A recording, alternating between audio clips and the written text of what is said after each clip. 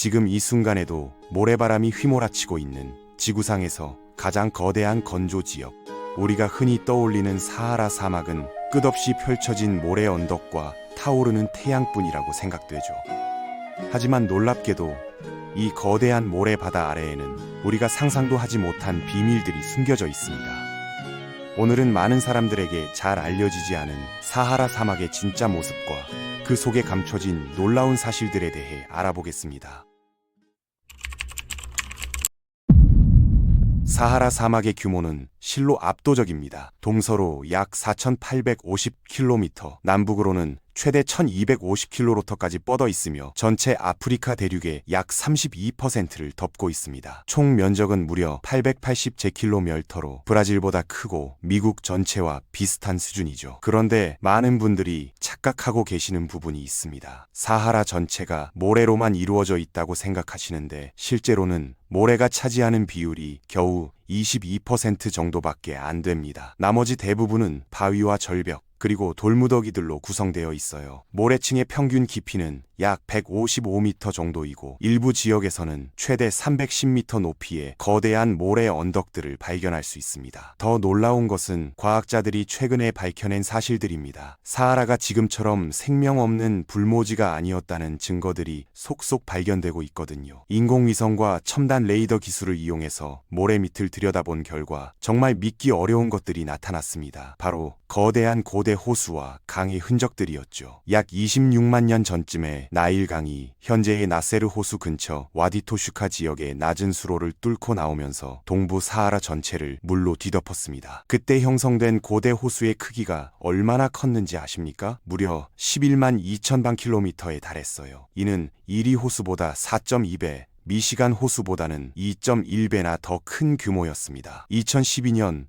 미국 국립항공우주박물관의 지질학자 테드 맥스웰과 그의 연구팀이 우주왕복선의 레이더 지형 측량 임무에서 수집한 자료를 분석하면서 이런 놀라운 발견을 하게 되었습니다. 레이더 기술 덕분에 사막 모래 아래에 깊숙이 묻힌 수중 퇴적물과 풍화 침식물, 그리고 안정된 안반층의 모습까지 선명하게 볼 수 있게 되었거든요. 사하라의 극도로 건조한 환경이 오히려 이런 연구에는 도움이 되었습니다. 습도가 낮고 지질 구조가 균일해서 레이더 신호가 깊숙이 침투할 수 있었던 거죠. 연구진들은 나일강에서 서쪽으로 약 420km 떨어진 곳에 퇴적층에서 발견된 화성 물고기 뼈를 통해 해발 약 260m 높이까지 물이 차올랐던 고대 해안선을 확인할 수 있었습니다. 이집트의 셀리마와 타르파위 지역 근처에서 발견된 구석기 시대 인간 거주지들도 이런 추정을 뒷받침해줍니다. 고대 호수는 수천 년 동안 존재하면서 다양한 동식물들의 번영과 발달을 지원했죠. 하지만 갑작스럽게 나타난 만큼 장기적으로는 사라질 운명이었습니다. 물의 증발량이 보충되는 양보다 훨씬 많았기 때문이에요. 결국 호수는 말라버렸고 바닥은 모래에 묻혔지만 그 지역에서는 여전히 생명체들이 계속 번성했습니다. 수많은 과학 연구 결과에 따르면 최소한 5200년 전까지만 해도 사하라는 무성한 초목으로 뒤덮여 있었습니다. 2017년 네이처 커뮤니케이션즈 저널에 실린 획기적인 연구 결과가 과학계를 놀라게 했습니다. 일본의 첨단 육상 관측 위성 알로스에 탑재된 펄사 위상 배열형 L밴드 합성 개구 레이더라는 정교한 관측 장비를 사용했어요. 과학자들은 이 기술을 이용해서 광범위한 지류망을 가진 거대한 고대 강바닥을 찾아냈습니다. 토멘 로셋강이라고 명명된 이 거대한 고원강은 약 5200년 전에 서아프리카를 흘렀던 것으로 추정됩니다. 발원지는 현재의 알제리에 있는 아틀라스 산맥 남쪽과 아하가르 산맥 일대였을 것으로 보이며 이 강은 그 지역에 위치한 알제리의 오아시스 마을 이름을 따서 명명되었어요. 과학자들은 고대의 토멘 로셋강 유역이 동물과 식물들로 풍성했을 것이라고 확신하고 있습니다. 이 강은 2100여 년 전에 완전히 말라버렸는데 지구상의 강들이 영구적이지 않다는 증거죠. 지구상의 강들은 지난 25년 동안 나타났다가 사라지기를 반복했을 가능성이 높다고 합니다. 어쨌든 이 강은 아프리카 중부 지역을 꽃피는 푸른 낙원으로 만들어준 소중한 수원이었습니다. 사하라의 이야기는 시간을 더욱 거슬러 올라가면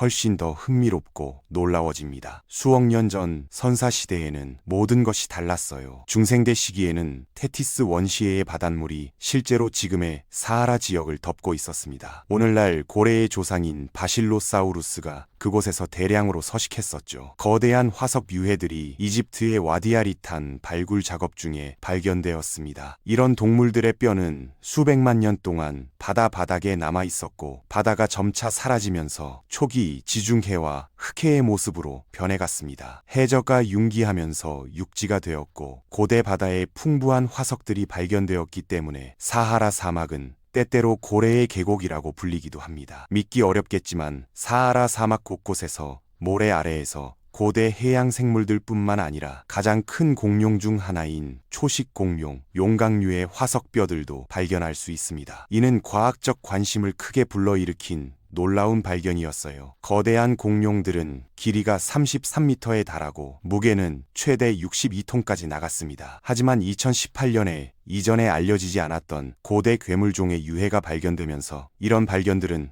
훨씬 능가되었습니다. 고고학자들은 이집트에서 새로운 인상적인 발견을 했어요. 만수르 대학교의 헤센솔렘 박사가 이끄는 이집트와 미국 고생물학자들은 만수로사우루스라는 생물의 화석뼈를 발굴해냈습니다. 이 화석은 마침내 새로운 고대 종이자 속으로 분류되었죠. 사하라의 과거 야생동물만큼이나 흥미로운 것은 인간이 이 지역에서 어떻게 살았느냐 하는 문제입니다. 고대 인류 역사에서 극적인 장면들을 보여주는 놀라운 이야기들을 사하라 사막의 모래 아래에서 읽을 수 있거든요. 사람들은 기후변화로 인해 수천 년 동안 현재의 사하라 지역에서 살았습니다. 그들은 왔다 갔다 하면서 정착지를 건설하고 나중에 버렸어요. 고고학자들은 여러 다른 공동체들을 나타내는 인간 유해들을 발견했습니다. 일부 그룹들은 원시 목축업보다 더 높은 수준의 조직을 갖추고 있었을 것으로 추정돼요. 퇴적물이 많은 파이유과 나브타 지역의 저지대 그리고 베르카시바 오아시스는 강우량 증가로 인해 특정 시점에 거주가 가능해졌습니다. 인구는 나일강을 따라 이주했고 기원전 1만 년부터 동부 사하라 전역으로 퍼져나갔어요. 기원전 7천년부터는 사회 조직이 발달한 대규모 정착지들이 발견됩니다. 도자기도 발견되었는데 기원전 200년까지 거슬러 올라가는 가장 초기 샘플들이 나왔어요. 복잡한 색깔의 장식으로 꾸며져 있으며 나일강 계곡과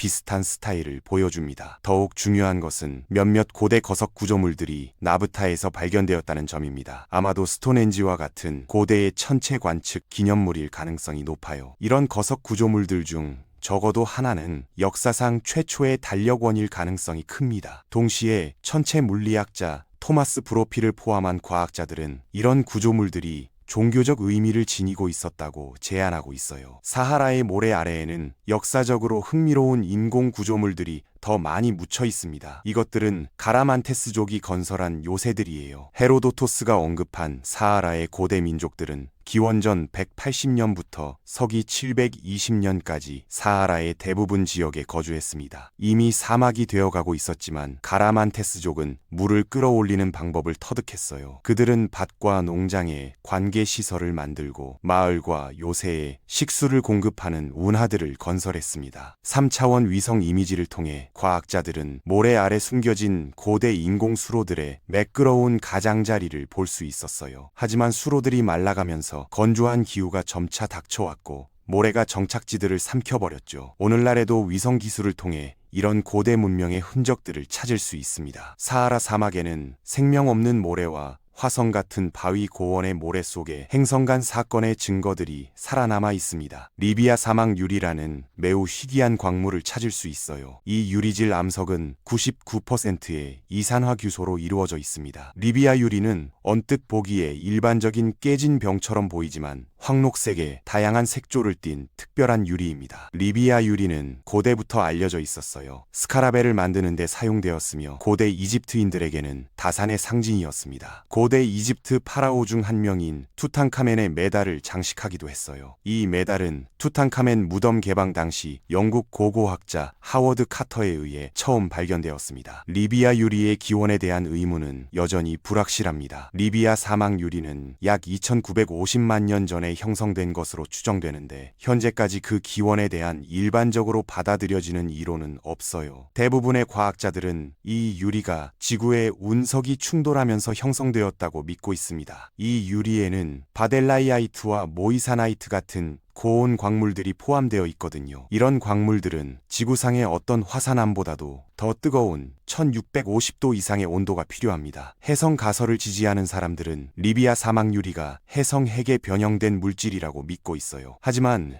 해성 가설을 증명할 만한 신뢰할 만한 자료가 충분하지 않아서 아직 과학계에서 폭넓은 지지를 얻지 못하고 있습니다. 2009년 지름 32km의 케비라 분화구가 발견되면서 변화가 생겼습니다. 유리 덩어리들이 있던 곳에서 110km 떨어진 곳에 있는 케비라 분화구가 리비아 사막 유리의 기원을 설명할 수 있을지도 모릅니다. 사하라 사막에는 훨씬 더 많은 놀라운 비밀들이 숨겨져 있습니다. 가장 놀라운 사실은 먼 과거에 꽃이 만발한 푸른 에덴 동산 같았지만 미래에도 같은 모습이 될 수 있다는 점입니다. 캘리포니아 대학교 어바인 캠퍼스 지구 시스템학과 조교수인 캐슬린 존슨에 따르면 녹색 사하라 시대는 지구의 자전축을 중심으로 한 끊임없이 변하는 궤도 회전 때문에 발생했다고 합니다. 이런 패턴은 24,000년마다 반복된다고 해요. 따라서 불과 11,000년 만에 사하라가 다시 에덴 동산으로 변할 수 있다는 거죠. 하지만 기후변화를 유발하는 인위적인 온실가스 배출로 인해 이런 추정치는 틀릴 수 있습니다. 사하라가 언제 다시 녹색으로 변할지 아니면 정말로 다시 녹색으로 변할지는 불확실해요. 현재 진행되는 기후변화의 속도와 규모를 고려하면 자연적인 주기가 인간의 활동에 의해